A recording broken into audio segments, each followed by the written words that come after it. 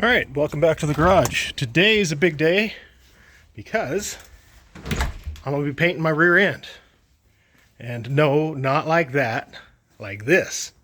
I've got some Eastwood rust encapsulator paint, some extreme chassis black, as well as I've got some wax and grease remover that I'm going to spray everything down with first. I've got this just about prepped up to be painted. I've also got the backing plates for the drum brakes and the rear differential cover here. Those have all got to be cleaned up and painted. And yeah, let's get to cracking. Okay, got a couple of quick coats of the rust encapsulator paint on the rear end, as well as the diff cover and the backing plates here. I'm not too worried about this area right here because I'll touch that up later. Right now I'm using it to set the axle on while I'm painting it, so I'll come back and redo those. But now I'm going to hit it with some extreme chassis black satin finish. Get these all painted up. I'll set you up on the tripod so you can watch me work.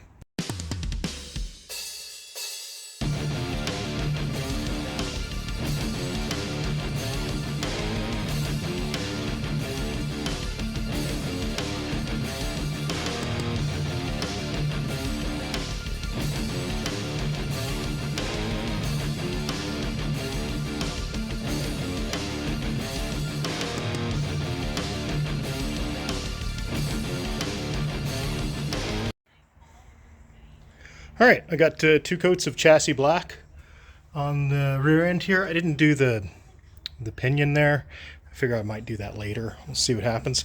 But I did the diff cover and all the backing plates and stuff like that. So I've let them dry for about a day now. I'm going to put them off to the side. Since I'm in a painting mood, I think I might pull that subframe out of there, clean that up, and get it ready to paint. Let's do that. Okay, I've got the subframe set up here, getting it ready to be painted. One thing I've got to look at first before I do that is the engine mounts. I've got the engine mounts here. They're not bolted in, but I can see kind of how they fit. And with this being a Nova subframe, it has this tab welded onto it here. I don't know if you can see that, but it's got little tabs there and there. It's got that welded on. And what happens is that Camaro's engine mount has this bend in it that runs into that, so I want to cut that off in some fashion, as well as I want to remove anything that's bolted to this, such as this little guy right here. This is where I believe this is where the parking brake comes down and into the frame, and then out the frame back here and out to the rest of the stuff for that. And then as well, there are brake line mounts here that hard line comes into here, flex line comes from here and goes to the brakes. So those are some things that I gotta take off, some adjustments that I need to make, and we'll get that done and we'll bring you back. Well, that's the first. Had a cutoff wheel come apart on me there. I was halfway through cutting, well actually was just about all the way through cutting this one here, and yeah, she got a little bound up and came apart, but luckily I have these things on, protect my eyes, these things on that protect my ears, and these things on that protect my hands. So, safety third, but I'll throw another one on there and get this finished off. Just a show of hands, how many of you guys have had a cutoff wheel or a grinding wheel blow up on you like that? Let me know in the comments. Okay, I got those little nubbins cut off there. I've hung it up here from the rafters. I've scuffed it up a little bit with Scotch-Brite pad, and now I'm going to hose it off with some wax and grease remover. I picked up some more rust encapsulator paint. They were all out of the black, so I picked up the matte red. Do that as kind of a base coat primer, and then extreme chassis black over the top of that. So let's get to cleaning this thing up and maybe spraying it. Okay, I got it all wiped down with the wax and grease remover. I'm going to go eat some lunch and let this dry off. Then I'll come back and give it some paint. Okay, I got a coat of that rust encapsulator paint on this. It worked out pretty good. One can does not quite do an entire coat, so I focused mainly on the welded areas, the areas that I'd welded on, as well as anything that was bare metal. Really focused on that, as well as any area that had some previous rust damage. Wanted to make sure that those were covered really well. As I was painting with it, the can would go through spurts where it would shoot out these chunks, these boogers And so I'll probably knock these off with a Scotch-Brite pad or a little bit of sandpaper or something like that. Just get rid of those before I actually paint it. Luckily, this is just a subframe and not a whole lot of people are going to see it. Now, if we look inside, there's this empty cavity here. And there's no paint or anything on that. It's just kind of bare metal and probably prone to rust. So I've got some internal frame coating here. I'm going to lay this down and tape up all of the holes along the sides and everywhere, and then run that wand in it and coat the inside of this with that internal frame coating. But first I've got to lay it down to do that. I don't think doing it standing up here is going to be super beneficial, because it'll all just run out of it. So let's lay this thing down and tape it up. Well, wouldn't you know it, before I can get this thing laid down on the ground and get that internal frame coating sprayed in here, I decided that I should sell my house and move somewhere else. So that's going to be on hold for the time being while I gather up all of these things and move them to Elrod's Garage 2.0. That means I've got to go up in the rafters here and pull all my junk out.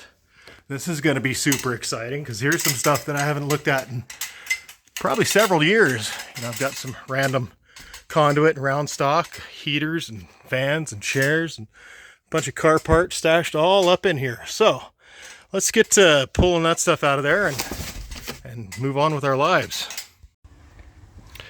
Alrighty then, getting stuff moved out of here, and I'm trying to figure out how am I going to move the car. I mean, I could get a flat deck and winch the rotisserie and car all together up on it, but I'm not real crazy about that idea. So I figured that what I'll do is I'll bolt the subframe back to it, and then that'll make it easier to tow, take it off the rotisserie, make it easier to move so that I can move the rotisserie myself and have somebody tow the car.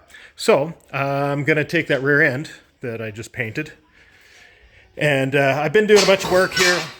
Jeez, careful. Been doing a bunch of work here. Packing, moving, did some work on the rear end as well. I got new axles with new studs, new bearings, new seals. So I put that all in, put that together. Sorry I didn't film any of that, but here's the axles, these 10 factory motive gear and Moroso wheel studs, which were good. Buddy Al came over and gave me a hand with the rear end. We pressed in the studs, and I'll show you something cool. I got that slid underneath there the other day. Got the 4-link kind of bolted up a little bit. How's that look? I think it looks pretty good. That's where I'm at right now. I've got to repair the subframe mounts on that guy before I bolt this to it. Otherwise, I'm going to have trouble. So I got some steel and a little template. I'll be doing that, as well as finishing up this. Now I bought an air ride kit off a guy with the 64 Nova, and I can use most of the parts of it. I can't use the front shockwaves, but I should be able to use the rear shockwaves. However, I'm missing a couple of bushings. The lower shock mount uses these spacers here to go kind of between the heim joint and the mounting surface there, and it just kind of locks into place there. And 5/8 bolt fits nice and firm in here and in here, machined really nicely. However, the top on my 4-link kit, it uses this 1/2-inch bolt, which is a little too loosey-goosey in there, and I should have some spacers that actually fit down inside of the eye on the heim joint there, but I don't have those. I have to order those in.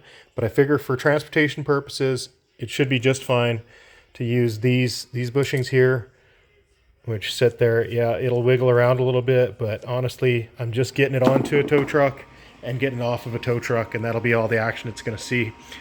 So I'm going to keep on cranking on this. I'm going to get the shockwaves put on here. I've got some air line and a Schrader valve. I'm going to throw that on there so that I can air it up, and we'll see if we can't make the suspension go.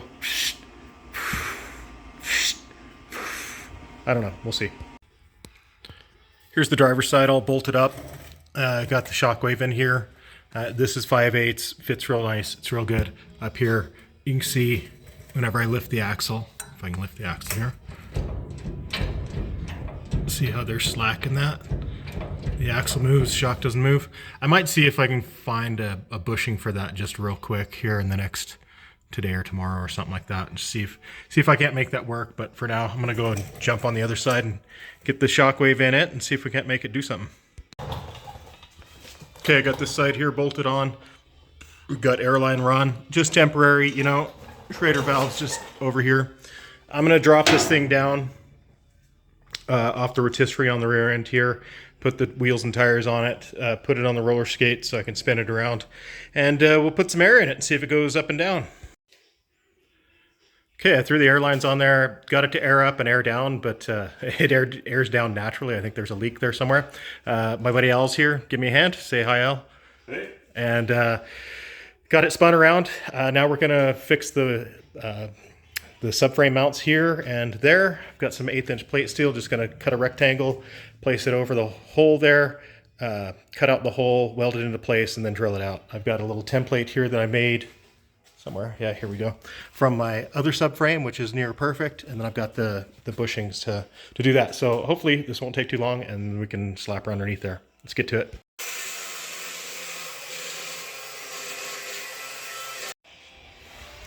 Okay, we got one of them done up here. Looks real nice. The bushing, or the thing, fits really well. We're just about to drill out the other one, and then we'll be done. These back ones look good enough. We'll just leave them for now. All right, we got the subframe mounts all fixed up and bolted back to the car here. She's almost a roller, except for the leaky air ride back here. I've mixed up some soap and water in a water bottle here, and I cut a little hole in the top of it with my pocket knife, and that makes it squeeze. You squeeze it and you just shoot it. Look at that. And I think that's where she's leaking from. So, as well, I got some bushings. You remember those guys are kind of loose on the top, so I got some bushings that I can throw on there and see if that does anything good. Let's do that. Yeah, this fitting here is just a little loose. I think I'll pull that out, wrap it up good with some Teflon tape, and then put it back in there. Here's the bushings that I got. Those little guys. And they fit pretty nicely in the spacers. And then they fit really nicely in this upper heim joint. Upper heim thing like that. So slide that in there. It kind of sticks out a little bit on either side. It should be a little bit longer to make it to the edge of this guy. But I think for transport purposes this will work. I have ordered the proper ones from Ride Tech, but they won't be here for 3 or 4 weeks, and I've got to get this car out of here. So I'm going to use this, and it should work. So let's tighten that guy, throw these in there, throw it back on there, put the bushing in the other side as well, and see if we can't rock and roll. Okay, I got it so it holds air. I actually changed that fitting with the kit that I got. I had a new swivel fitting, so I took this guy off there and stuck it over here. I'll show you the swivel fittings that come with these guys if I can find it. Find one of them. Here we go. This guy here. So I put that on there. Now it doesn't leak any more air. I've still got to do the bushing on this shockwave here. As I'm raising this up and down and playing with it, I noticed that it's riding really, really low. And this is aired all the way up. So I think that those shockwaves that I got from that guy's Nova might be about 1 inch too short. But I'll deal with that sometime later. For now, I just want to make sure this thing rolls and doesn't tear up the tires whenever I try and get it on a tow truck. So I'll change out that bushing and then I'll move on. Okay, here it is, aired all the way down. Tires sitting on the fender lip there on both sides. It's kind of tight. I'll set you up here on the tripod and show you the action. 1, 2, 3.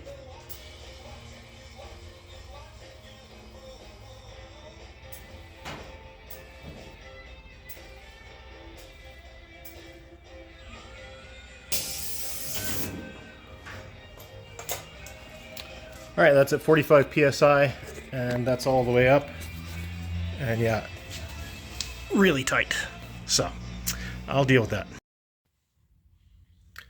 Okay, I think the garage is ready to receive the Camaro. I haven't mounted the air compressor or the air dryer or any of the cabinets, but I've got the doors on the wall, the hood and the roof. I've got a bunch of random wood there that could possibly go away someday. Racking there, old new subframe there, spare tire for the trailer, rotisserie cribbing, cabinetry, heater. Yeah, so just need Camaro. Let's make that happen. Ah, look, there it is. I made it here magically via tow truck. It rode pretty well. I didn't get any of that filmed, but AMA guy came, gave me the courtesy tow, worked out really well. Unloading it, loading it was just fine, but unloading it, the tires rubbed the fender well just a little bit.